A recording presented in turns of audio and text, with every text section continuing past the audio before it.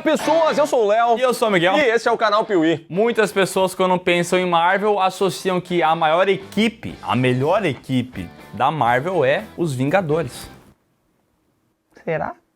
Eu acho que não. E seria quem? Isso porque temos ali correndo por fora os Guardiões da Galáxia, que surgiram nos cinemas lá em 2014 com um filme mega despretensioso e se transformaram em uma das equipes mais amadas pelos fãs e que muitos consideram ter os melhores filmes do MCU. É muito forte essa aspa. Mas será mesmo? Chegou a hora de falarmos sobre Guardiões da Galáxia Volume 3 e a gente gosta tanto desse filme que nós reservamos um vídeo inteiro só pra ele. Então apague as luzes do seu quarto e prepare os lenços porque tá na hora de chorar em mais uma parte da saga Marvel aqui no Piuí. Eu sou Groot. Ele disse, deixa o like, por favor, para continuarmos sendo amigos e produzindo vídeos.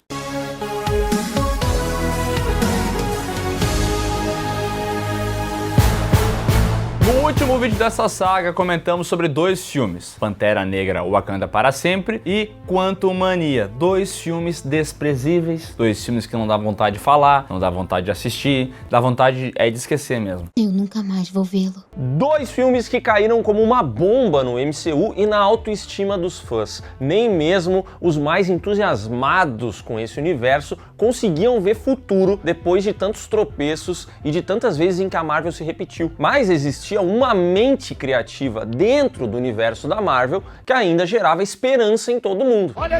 Porém, essa mente acabou fazendo uma série de tweets no passado que foram revisitados pela turma e acabou pegando um pouco mal pro James Gunn, que acabou sendo demitido da Marvel, ele foi cancelado e aí a DC acabou contratando o homem. Então um terceiro filme de Guardiões da Galáxia parecia um pouco improvável, né? Não me diga isso.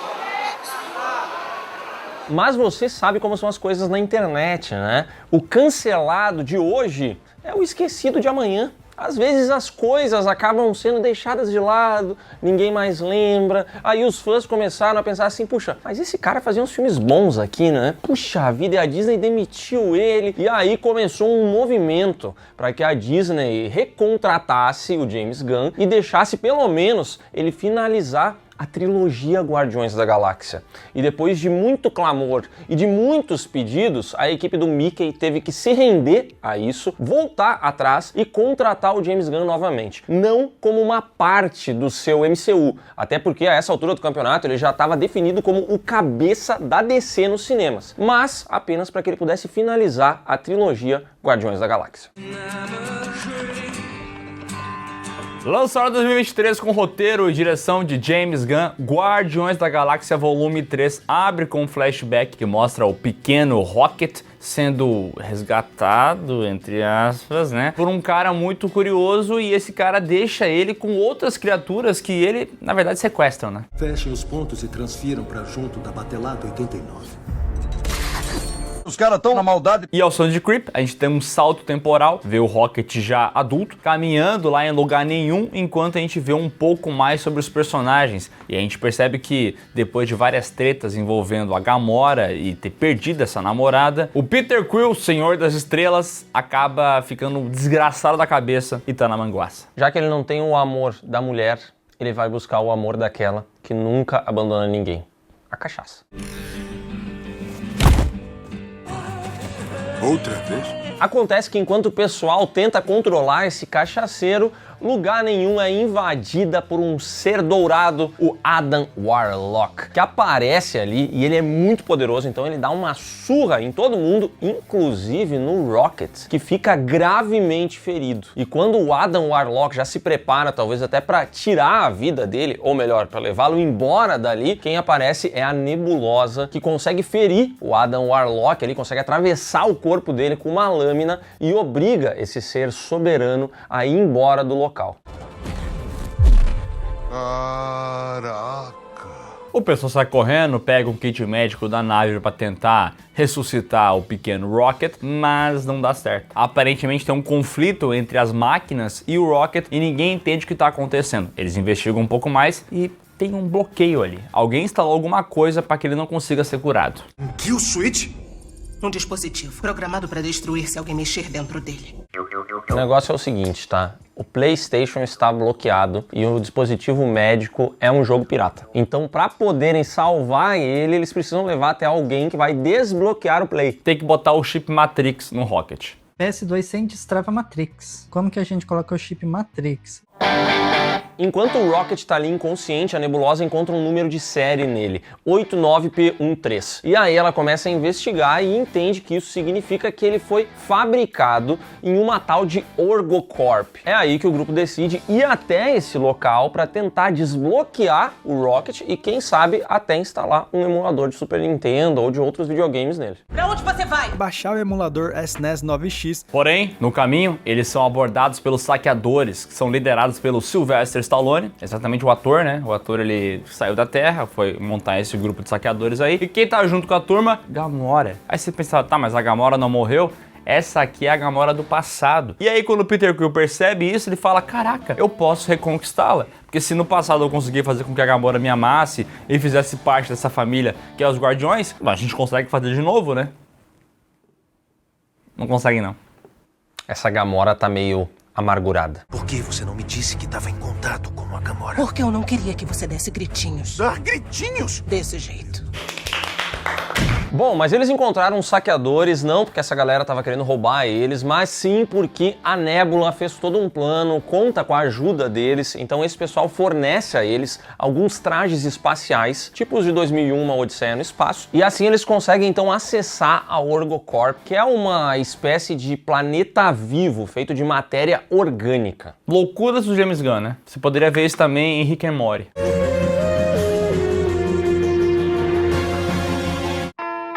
Os filmes de Guardiões da Galáxia sempre tiveram um esmero técnico muito bom, então o design de produção era interessante, o CGI também, as criaturas inventadas eram diferenciadas, quer dizer, algumas eram só o rosto pintado de outra cor, mas tinham criaturas que eles faziam, então eles respeitam isso muito bem aqui também, né? Tem uma boa mescla, né, entre CGI e efeitos práticos. Inclusive, esse filme aqui detém o recorde de maior número de próteses utilizadas em uma produção. Mais de 22 mil, mais de 1.000 atores com coisa de silicone no rosto, com maquiagens e etc, para que eles pudessem incorporar esses seres de outros planetas sem que fosse utilizado apenas CGI. Então a gente vai ver muitas pessoas de verdade sendo pintadas aqui e tendo coisas penduradas por todo o seu corpo. Que delícia. Inclusive fizeram um modelo real do corpo do Peter Quill para ser carregado pelas pessoas e acabou gerando uma entrevista muito engraçada com isso. That body is not really Chris Pratt. Right. I had it in my office for a long time and people would come in and scream. They would what and scream? Come in. Would they come in? What did you say?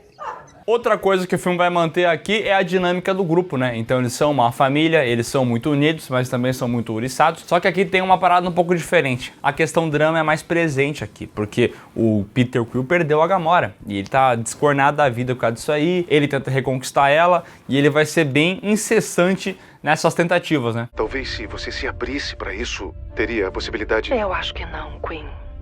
Quill. Ele realmente não desiste, ele vai ficar o tempo inteiro tentando, só que aos poucos ele vai começar a dar a famosa desanimada. Ele vai perceber que ele não tá conseguindo aquilo lá. Entretanto, o maior drama que a gente vive aqui, claro, é o do Rocket, porque enquanto ele tá lá apagado, esperando o desbloqueio do PlayStation, a gente vê alguns flashbacks da vida dele. E é ali que a gente vai conhecer o Alto Evolucionário, esse cara poderosíssimo e perigosíssimo que tem um sonho de criar uma civilização perfeita. Então o Rocket, assim como várias outras criaturas, são justamente alguns testes que o Alto Evolucionário fez em busca de criar esse ser perfeito. Pegar um punhado imperfeito de matéria biológica como você e transformá-lo em alguma coisa perfeita. Tira a mão daí! Ele tinha uma máquina que avançava a evolução das criaturas e ele começou a testar isso aí. Aí daqui a pouco apareceu uma tartaruga ninja gigante, só que ela era muito violenta. Então ele tinha que... A tartaruga ninja costuma ser violenta, inclusive é original. É pior até.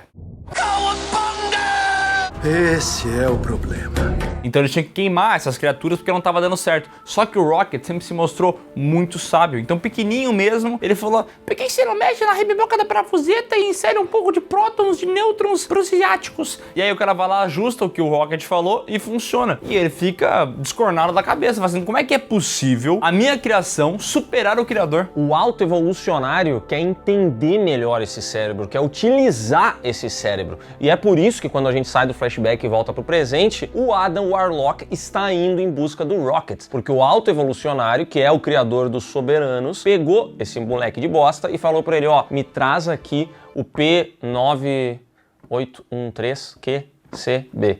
Eu não lembro o código, o Rocket. Encontre o 89P13 e traga ele pra mim. De volta ao presente, os Guardiões da Gamora estão lá na Orgocop e começam a tentar fazer a missão. No meio do tempo, a gente vai ter algumas piadinhas envolvendo o Peter Quill tentando se comunicar com a Gamora e fracassando miseravelmente. Também vamos ter ele tentando seduzir ali uma funcionária que trabalha lá pra resolver as coisas amigavelmente. Só que a Gamora, ela é tiro, porrada e bomba. Ela nunca cairia nessa. Ah, que isso? Ela tava totalmente na minha. Eu tava pensando que você era um babaca. Ah, e é demais. Aqui que tem a piada, inclusive, na qual ele se apresenta como Patrick Swayze. O meu nome é Patrick Swayze.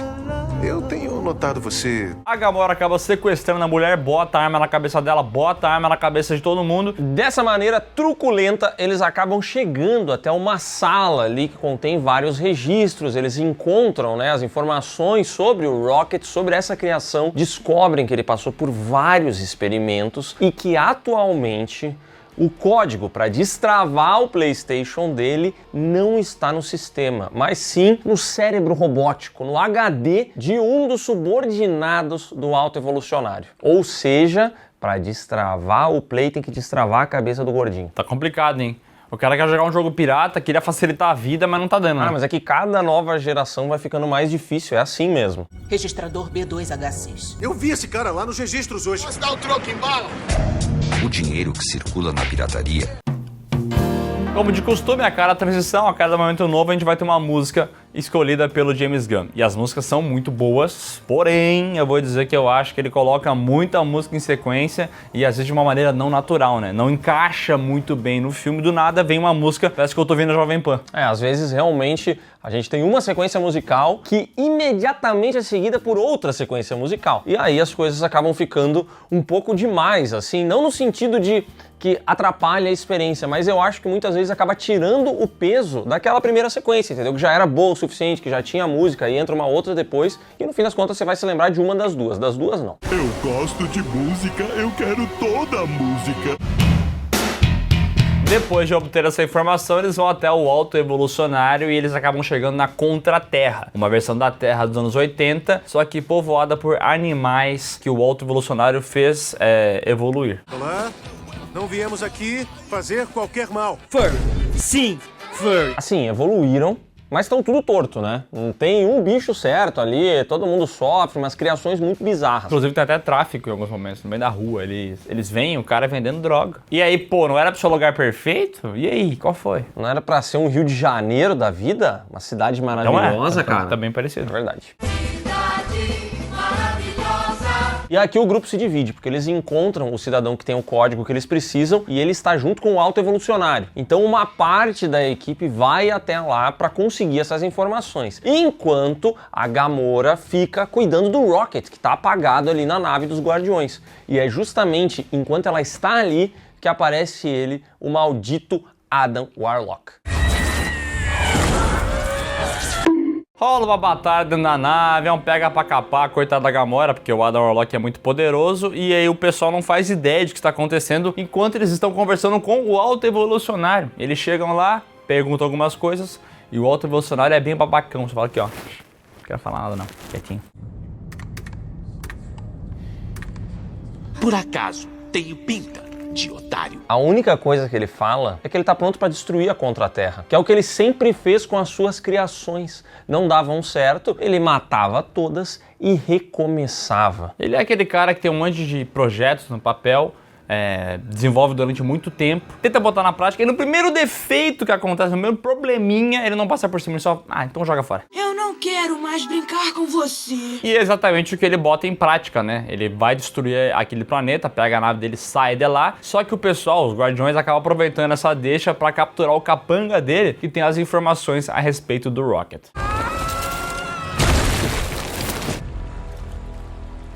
Enquanto isso, o Adam Warlock, percebendo o que está acontecendo, vendo as explosões ocorrerem na Contra-Terra, ele se lembra que a mãe dele também está por ali e que ela está em perigo. Mamãe! Então ele sai de perto de Gamora, de Rocket e vai atrás dessa mulher. Só que quando ele chega é tarde demais. A sua mãe acaba morrendo em uma das explosões provocadas pelo autoevolucionário.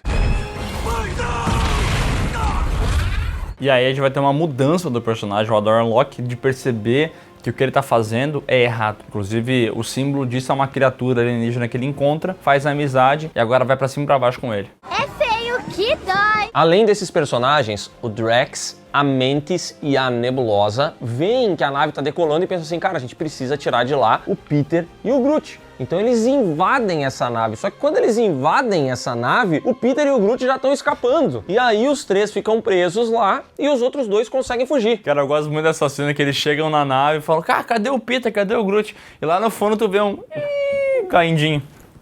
Essa cena é boa mesmo. Estamos aqui! Will e Groot estão lá dentro! Temos que tirar eles de lá! Enquanto isso, o Rocket segue apagado e vem mais uma enxurrada de flashbacks e agora vai cortar o coração, né? Agora vai cortar o coração, porque a gente vê, logo depois de ter sido capturado e modificado, a gente vai ver ali, né, no topo da cabeça dele os cortes de que algo foi mexido, aqueles implantes cibernéticos que foram colocados e de repente ele é jogado numa jaula. E ao lado da jaula dele estão outras criaturas bizarras que também foram modificadas. A gente tem ali um coelho bizarríssimo que se autodenomina Chão. Temos também uma lontra com braços mecânicos e o nome dela é Layla. E por fim, uma morsa numa espécie de cadeira de rodas, que seria a Dentes. E todos eles sonham em um dia sair dali e conhecer um novo mundo, porque o autoevolucionário sempre falou que um dia ele vai criar um novo mundo e vai ser um lugar perfeito. E aí eles pensam justamente, né, puxa, no novo mundo a gente não pode se chamar 89P13, nós precisamos de nomes. Quando o mestre nos levar para o novo mundo, vamos precisar de nomes. E como é que a gente vai para esse novo mundo? E aí vem o nome do nosso querido Rocket, que ele fala, a gente vai usar foguetes para chegar lá. Eu vou construir foguetes enormes e eu e meus amigos vamos sair voando juntos. E eu, Rocket. Ai, que lindo, cara! E há uma cena que ela é muito bobinha, porque tem o lance do chão, né, do coelho ser o chão, mas ela é tão bonitinha também ao mesmo tempo, né? Tu não consegue não se afeiçoar aos bichinhos. É porque eles são muito ingênuos e você assistindo ao filme sabe que eles estão numa situação perigosíssima. Entretanto, a forma como eles veem tudo aquilo é muito mais lúdica e inocente. Lembra até um pouco aquele lance de A Vida é Bela, de no meio da guerra a criança achar que é tudo uma grande brincadeira, entendeu? Então você vai conhecendo tudo isso e conforme o tempo vai passando, você percebe que o Rocket, ele passa a dar algumas informações pro autoevolucionário e chega um momento em que ele vai perguntar pro cara, ô, meu querido, quando que a gente vai ir pro novo mundo? A gente? E o autoevolucionário fala, olha, meu queridão, você não vai não, tá? Quem vai pra lá é quem é mais evoluído, aqui que já passou pelo meu refinamento de criação de espécies, você não vai não, tá? Pra ti, é só pão com bosta. Você é apenas um amontoado de erros com os quais aprendemos e aplicamos em quem de fato importa. Você é um saco de bosta. Quando ele descobre que todas as aberrações vão morrer, ele decide então elaborar uma fuga. E aí ele vai atrás de uma chave para poder abrir as jaulas onde estão ele e seus amigos e ele organiza essa parada. Ele chega pra galera e fala, ó, gente, o negócio é o seguinte, a gente vai ficar comendo pão com bosta, a gente não vai ir pro novo mundo, precisamos escapar daqui no foguete, conforme eu tinha avisado vocês. E ele então começa a fazer essa fuga, liberta todo mundo, só que quem aparece bem na hora é o autoevolucionário, que previu que depois de saber que todo mundo ia morrer, o Rocket ia tentar escapar. Junto com ele também vem alguns guardas, e esses guardas então começam a atirar nessas criaturas, né? O autoevolucionário fala, ó, pode matar todo mundo, só não danifica o cérebro do guaxinim. Os guardas atiram, ele atira de volta e a gente pensa, bom, o Rocket é ligeiro, ele conseguiu defender os amigos dele. Só que quando ele se vira, a gente percebe que as criaturas morreram todas. E esse momento é muito triste, a gente passou rapidão por esses personagens aqui, mas o filme ele tem um tempo de desenvolver cada um deles. Então quando eles morrem é uma tristeza muito grande. A gente sabia que isso ia acontecer, mas mesmo assim a gente não estava preparado, né? Fim filho da puta! E assim, ele tem um tempo pra falar sobre esses personagens, mas também não é tanto tempo. Então é bem impressionante como eles conseguem criar uma relação entre esse grupo que é muito mais verdadeira do que, sei lá, a relação que o Thor e a Jane tiveram em 200 filmes, entendeu? Essa relação aqui, a gente compra ela. Então quando as criaturas morrem, você chorou no cinema, eu chorei, o Miguel chorou, todos choramos. E a gente tem aqui a catarse do Rocket, que é muito legal também, porque ele começa a gritar, ele fica puto com isso. O Alto Evolucionário começa a tirar ele pra louco, né? Falar assim, parabéns, ganhou o prêmio de maior gritão. E nesse momento ele avança pra cima do Alto Evolucionário e usa suas garras pra destruir o rosto dele. Numa cena em que a gente não vê o que aconteceu, a gente só vê que ele tá ali, entendeu? Enfiando as garras, e a gente sabe que o Alto Evolucionário no presente é tipo um Robocop sem capacete. Ele tem uma coisa de pele meio costurada aqui. Então depois de arrebentar a cara desse cidadão, ele pega uma nave e consegue de fato escapar daquele lugar.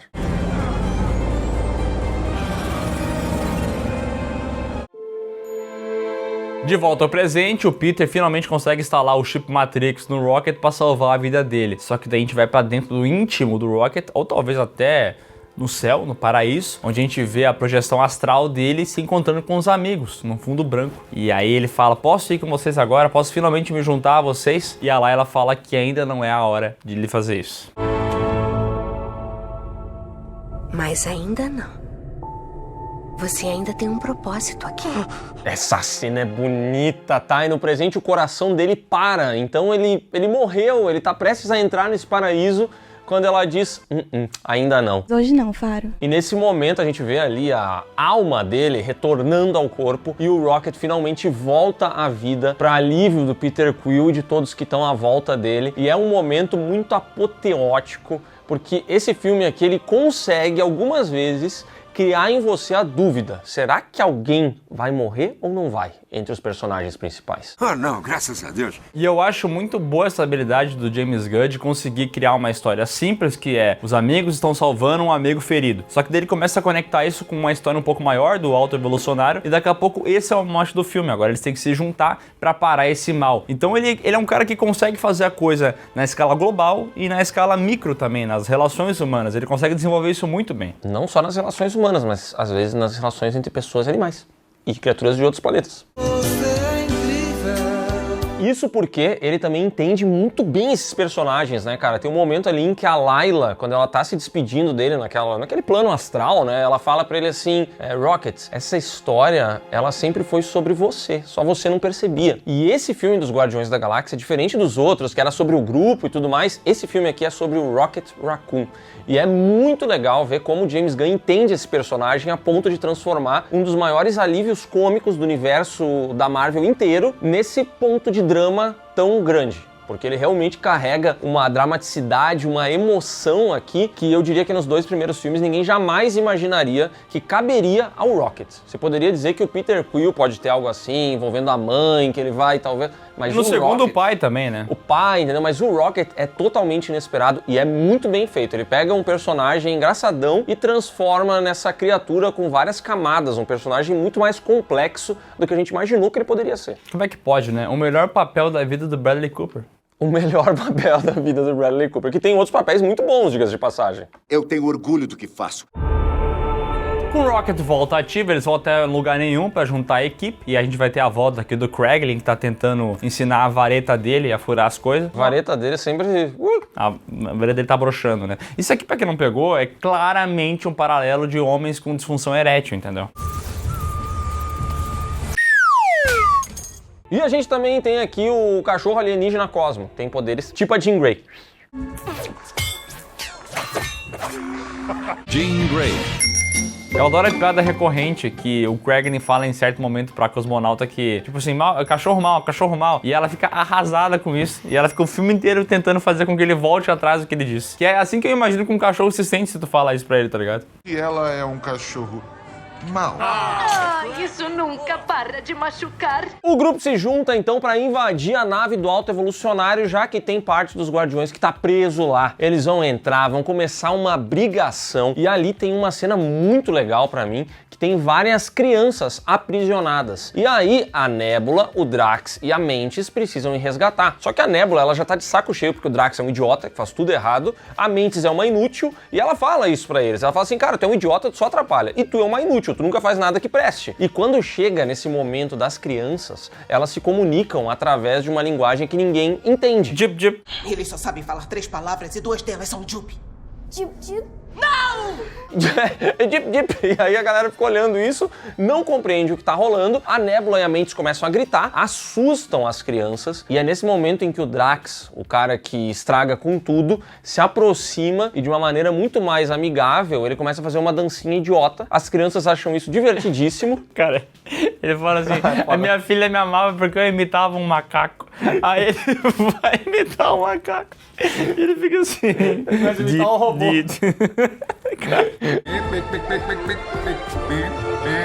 Onde que isso é um macaco? Me pegou. A carinha dele. E aí as outras duas falam, pô, isso é um macaco mesmo, cara.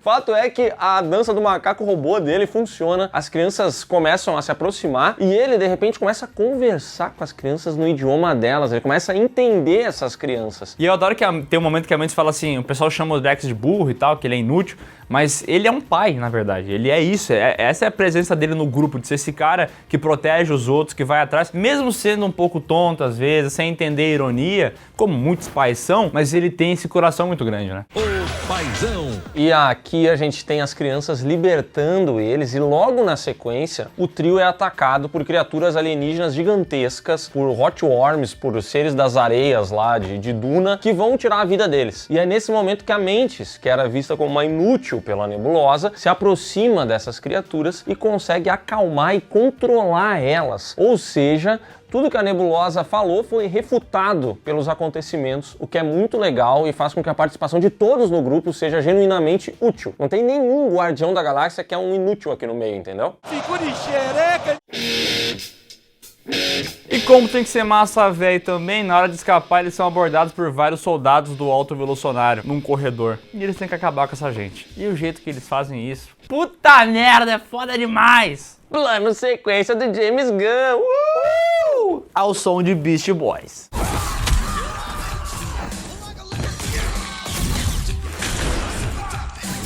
Cinema, cinema. Cena maneiríssima, temos aqui essa batalha, a galera escapando, de repente vem a turma ali, né? E a Cosmo, ela faz esse lance de segurar uma nave colada à outra para que eles consigam tirar todos os reféns do Alto Evolucionário e passar para lugar nenhum. E aí a gente tem ali esse momento dos Guardiões escapando, levando junto todas as crianças que eram prisioneiras. E o Rocket levando vários animais também que estavam lá aprisionados, então tem essa cena que ele vê vários guaxinins, bebezinhos, e aí ele se conecta, pô, é muito lindo, só que toda essa lindeza acaba sendo atrapalhada pelo Alto Evolucionário que quer acabar com o Rocket. Achou que podia escapar de mim? Não!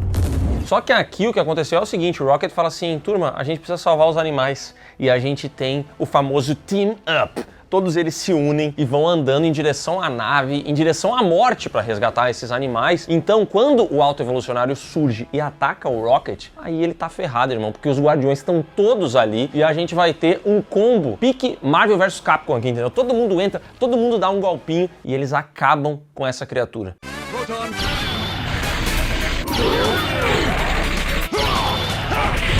Quando ele tá caído, aí sim eles vão lá e arrancam a pele do rosto dele, revelando como que o Rocket havia deixado a face desse cidadão. E me chamou a atenção, tá? Porque esse filme aqui ele tem uma classificação indicativa não muito elevada, porque a Marvel não tem esse costume de fazer filme para maiores, mas tem um quê de violência grande aqui, né? Você é muito feio. Bom demais. E esse vilão, aliás, muito bom, muito acima da média desse universo. É um vilão que você lembra, tem um visual marcante, com um pequeno detalhe, né? Foi copiado do Robocop? Foi. Mas eles falam isso. A justificativa é muito boa. E eles falam no filme, né, que o cara parece Robocop. Muito legal o vilão. Sua tentativa de Robocop de cara esticada. Ah, bom, então assim sim. Eles derrotam o vilão, eles escapam pra lugar nenhum com as criaturas, as crianças, todo mundo tá se dando bem. Só que, infelizmente, o Star-Lord. O Peter Quill vai ficar para trás.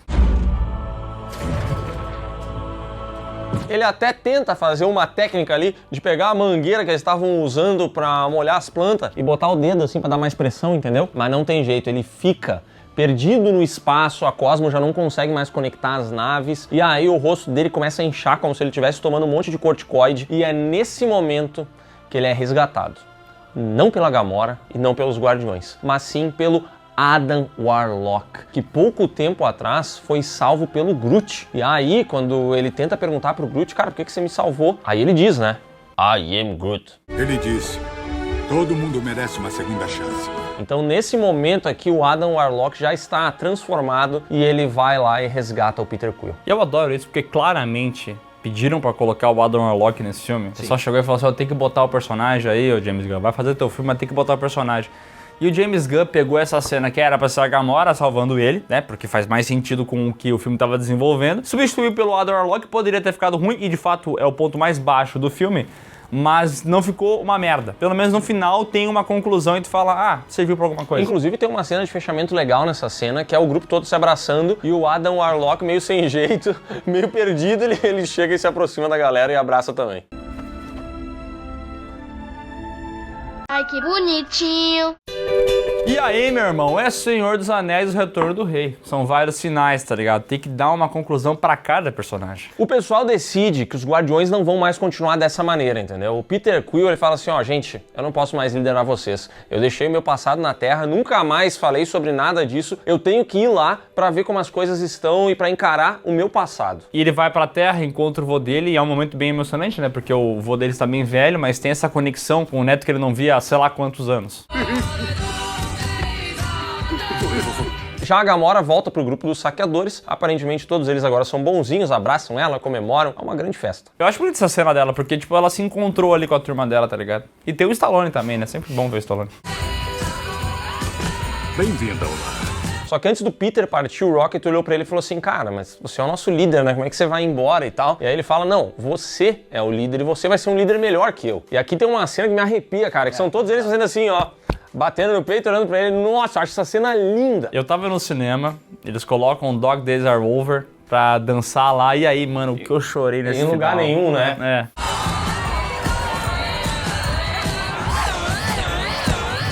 Foda, eu lembro que eu tava viajando quando esse filme foi lançado, e o Miguel me falou assim, cara, quando tu voltar, tu precisa assistir esse filme, porque a gente tem que gravar. E eu voltei, tipo, cara, sei lá, 10 dias depois do lançamento do filme, era muito atrasado.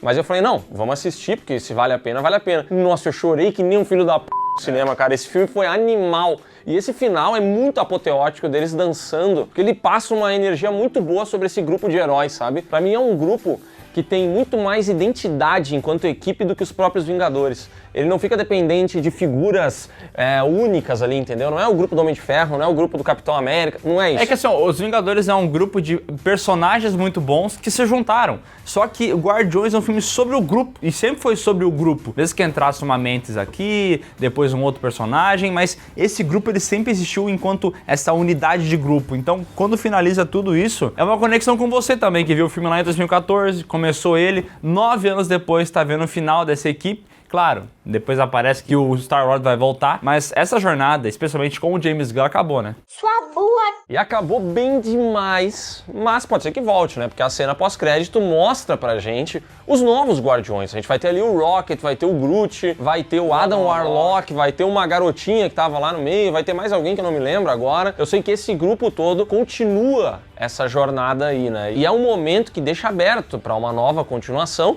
que a gente nem sabe se quer assistir ou não, porque não vai ter o James Gunn, então talvez perca um pouco da identidade, mas no final realmente vem a mensagem, né? O Senhor das Estrelas voltará. Eu acho que vai ser só em filme de Vingadores, tá? Eu não acho que eles vão fazer mais um Guardiões, mas nunca se sabe. Eu amo vocês. Guardiões da Galáxia Volume 3 custou 250 milhões e faturou 845. O filme foi muito bem avaliado na crítica também, e vários fãs que adoram. E essa trilogia aqui é considerada uma das melhores trilogias de filme de herói. pra pensar em Batman do Nolan, que também é bom, Homem-Aranha do Sam Raimi, ela entra junto aqui no top 5, pelo menos, né? Cara, eu adoro esse filme. Esse filme, pra mim, é um filme muito coração, muito James Gunn. No meio de tudo que a gente vinha assistindo de Marvel, cara, isso aqui é muito melhor, mas é muito melhor do que filmes que a gente acabou de falar agora aqui. Pega o Pantera Negra, o Wakanda pra sempre, cara. Não é nem o mesmo esporte, entendeu? Esse filme aqui, ele consegue te emocionar muito mais sem ter alguém morrendo na vida real, cara. É inacreditável isso. Ele cria uma história muito boa, a gente se envolve com os personagens. Eu adoro. Pra mim, isso aqui fecha com chave de ouro essa trilogia. É um filme maravilhoso. É o melhor que a Marvel tem a oferecer, tá? Dentro da MCU, pra mim, essa trilogia aqui é o que melhor eles ofereceram pra gente. Justamente por isso, quando passou Guardiões 3, não é como se a gente tivesse ficado assim, nossa, agora o MCU vai decolar. Porque toda vez que tem um filme bom no MCU é isso. Só que esse caso aqui não é o mesmo.